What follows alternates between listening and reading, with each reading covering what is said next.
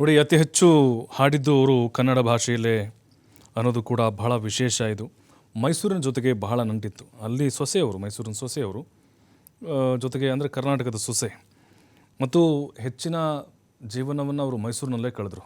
ಅವರ ಪತಿ 1992ರಲ್ಲಿ ರಾಮ್ ಪ್ರಸಾದ್ ಅವರು ಮೃತಪಡ್ತಾರೆ. ಅದಾದಮೇಲೆ ಈಗ ಮೈಸೂರಿನ ಬೋಗಾದಿ ಏನಿದೆ ಅಲ್ಲಿ ಅವರು ವಾಸವನ್ನು ಮಾಡ್ತಾಯಿದ್ರು. ನವೀನ್ ಅನ್ನೋರು ಅವ್ರನ್ನ ನೋಡ್ಕೊಳ್ತಾಯಿದ್ರು. ಅದಾದಮೇಲೆ ಅವ್ರಿಗೆ ಸಣ್ಣ ಪುಟ್ಟ ವಯೋಸಹಜ ಸಣ್ಣ ಪುಟ್ಟ ಸಮಸ್ಯೆಗಳಿತ್ತು, ಆದರೆ ಅಂಥ ಮೇಜರ್ ಏನು ಸಮಸ್ಯೆ ಆಗಿರಲಿಲ್ಲ. ಬಟ್ ನಿನ್ನೆ ಏಕಾಏಕಿಯಾಗಿ ಅವರಿಗೆ ಕಾಲು ನೋವು ಕಾಣಿಸಿಕೊಳ್ಳುತ್ತೆ, ಇನ್ಫೆಕ್ಷನ್ ಆಗಿರುತ್ತೆ, ಅದು ತೋರಿಸ್ಕೊಳ್ಳಿಕ್ಕೆ ಅಂತ ಬರ್ತಾರೆ. ಅದಾದ ಮೇಲೆ ಹೃದಯಾಘಾತಕ್ಕೊಳಗಾಗಿ ಅವರು ಆಸ್ಪತ್ರೆಯಲ್ಲಿ ಪ್ರಾಣ ಬಿಡುತ್ತಾರೆ. ನೋಡಿ, ಅವರ ಜೀವನ, ಅವರ ಸಾಧನೆ, ಅವರ ಹಾಡು, ಅವರ ಬದುಕು, ಅದೆಲ್ಲವನ್ನು ಕೂಡ ನಾವು ನಿಮಗೆ ತೋರಿಸ್ತಾನೇ ಇದ್ದೀವಿ. ಬಹಳ ವೆರಿ ಹಂಬಲ್ ಮತ್ತು ವೆರಿ ಸಿಂಪಲ್ಲಾಗಿ ಬದುಕಿದಂಥವ್ರು ಅವರು. ನೋಡಿ, ಅವರ ಗಂಡ ವಿಧಿವಶರಾದಮೇಲೆ ಅವರು ಬಿಳಿ ಸೀರೆಯನ್ನು ಉಡೋಕ್ಕೆ ಶುರು ಮಾಡ್ತಾರೆ. ಅಂದರೆ ಬಣ್ಣ ಬಣ್ಣದ ಸೀರೆಗಳನ್ನು ತ್ಯಜಿಸಿಬಿಟ್ರು. ಜಾನಕಿ ಅಮ್ಮನವರು ಸ್ವರ್ಣವರ್ಣದ ಅಂಚಿನ ಮತ್ತು ಜರಿ ಸೀರೆಗಳು ಅದನ್ನು ಕೂಡ ಅವರು ತೊಡ್ತಾ ಇರಲಿಲ್ಲ. ವೈಟ್ ಶುಭ್ರ ಸೀರೆಗಳನ್ನು ಹಾಕಿ ಆ ವಿಭೂತಿಯನ್ನು ಹಚ್ಚಿ ಅಡ್ಡ ನಾಮ ಹಾಕ್ತಿದ್ರು ಗಂಧದ್ದು. ಒಂದು ಗೌರವದ ಸಂಕೇತವಾಗಿ, ಕೇವಲ ಗಾಯಕಿ ಅಲ್ಲದೆ ಅವ್ರನ್ನ ನೋಡಿದರೆ ಗೌರವ ಕೊಡಬೇಕು, ತಲೆ ಬಾಗಬೇಕು, ಆ ರೀತಿ ಅವರು ಕಾಣ್ತಾ ಇದ್ದರು ಜಾನಕಿ ಅಮ್ಮನವರು. ಈಗ ಇಹಲೋಕವನ್ನು ತ್ಯಜಿಸಿದ್ದು ತುಂಬಲಾರದಂಥ ನಷ್ಟ. ಅದರಲ್ಲೂ ಭಾರತೀಯ ಚಿತ್ರರಂಗಕ್ಕೆ ದೊಡ್ಡ ಮಟ್ಟದ ಲಾಸ್ ಅಂತ ಹೇಳ್ಬೋದು. ದಕ್ಷಿಣ ಭಾರತೀಯರು ಕೂಡ ಒಂದು ರೀತಿ ಮನೆಮಗಳನ್ನ ಕಳ್ಕೊಂಡಿದ್ದೀವಿ ಅನ್ನುವಂಥ ನೋವಾಗ್ತಾ ಇದೆ.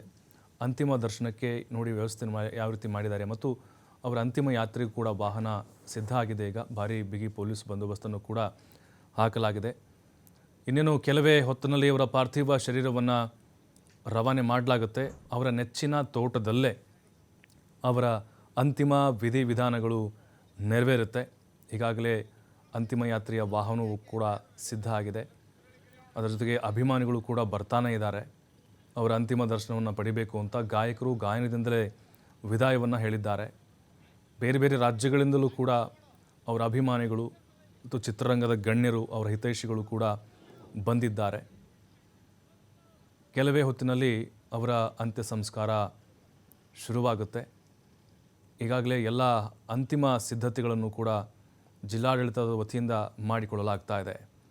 ಅವರ ಹಾಡುಗಳು ಅಂತ ಬಂದಾಗ ಕನ್ನಡದಲ್ಲಿ ಕೇಳದವರೇ ಇಲ್ಲ ಅವರ ಹಾಡುಗಳನ್ನು. ಅಂತಹ ಗೀತೆಗಳನ್ನು ಕೊಟ್ಟಂಥವರು ಎಸ್ ಜಾನಕಿಯವರು.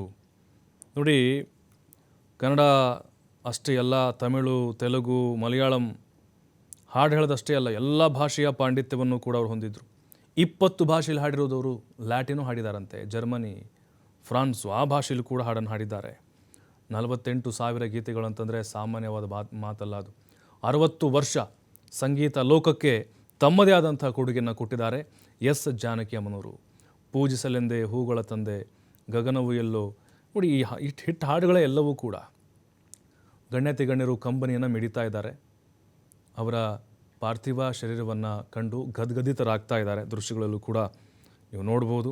ಆಮೇಲೆ ಸ್ವಾತಿ ಮುತ್ತಿನ ಮಳೆ ಅಲ್ಲಿಂದ ಹಿಡಿದು ಮಧ್ಯರಾತ್ರಿಯಲ್ಲಿ ಹೈವೇ ರಸ್ತೆಯಲ್ಲಿ ಅಂಥ ಹಾಡಿನವರೆಗೂ ಕೂಡ ಅವರು ಹಾಡುಗಳನ್ನು ಹಾಡಿದ್ದಾರೆ.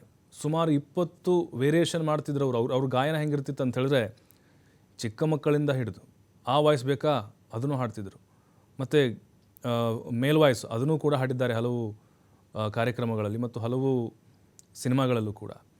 ಅವರು ಹಾಡ್ತಾ ಇದ್ದರೆ ಹೆಂಗಿರ್ತಾಯಿತ್ತು ಅಂತ ಹೇಳಿದ್ರೆ, ಓ ಹೀರೋಯಿನಿ, ಆ ಸಿನಿಮಾದ ನಟಿನೇ ಹಾಡ್ತಾ ಇದ್ದಾರೇನೋ ಅಂತ ಅನ್ನಿಸ್ತಾ ಇತ್ತು. ಹಾವಭಾವಕ್ಕೆ ತಕ್ಕ ಹಾಗೆ ಹಾಡ್ತಾಯಿದ್ರು.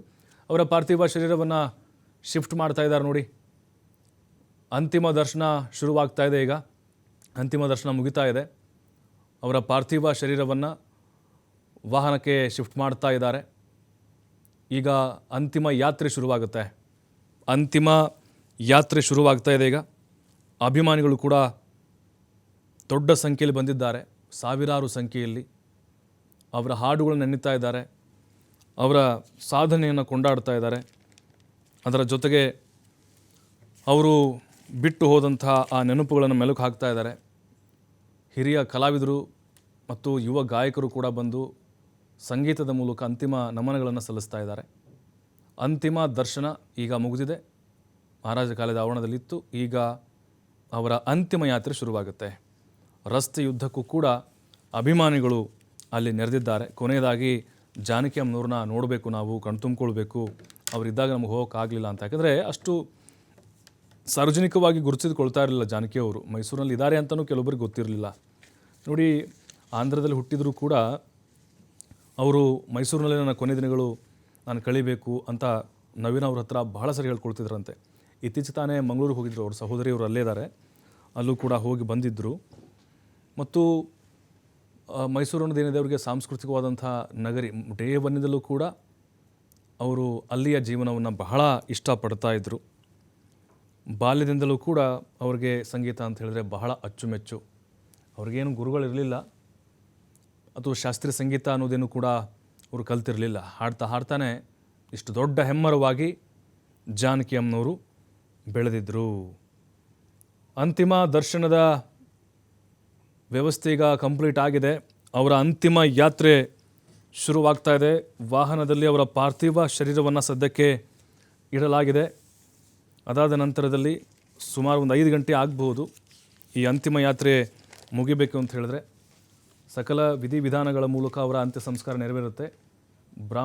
ತೆಲುಗು ಬ್ರಾಹ್ಮಣ ಸಂಪ್ರದಾಯದಂತೆ. ಇನ್ನು ನವೀನ್ ಅವ್ರಿಗೆ ಕೊನೆ ಆಸೆನ ಹೇಳ್ಕೊಂಡಿದ್ರು ಅವರು.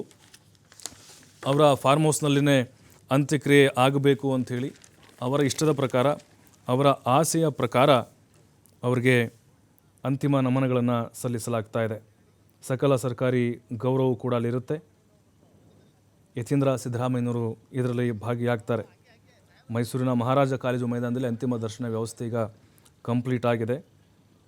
ಎಸ್ ಜಾನಕಿಯವರು ಹಲವು ವರ್ಷಗಳಿಂದ ಮೈಸೂರಿನ ಬೋಗಾದಿಯಲ್ಲಿ ಕೇರ್ಟೇಕರ್ ನವೀನ್ ಮತ್ತು ಪ್ರವೀಣ್ ಅನ್ನೋರ ಮನೆಯಲ್ಲಿ ಆಶ್ರಯವನ್ನು ಪಡ್ಕೊಂಡಿದ್ರು. ಬಟ್ ಅಲ್ಲಿ ಜಾನಕಿಯವರು ನೋಡೋಕ್ಕೆ ಯಾರಿಗೂ ಕೂಡ ಅವಕಾಶ ಕೊಡ್ತಾ ಇರಲಿಲ್ಲ.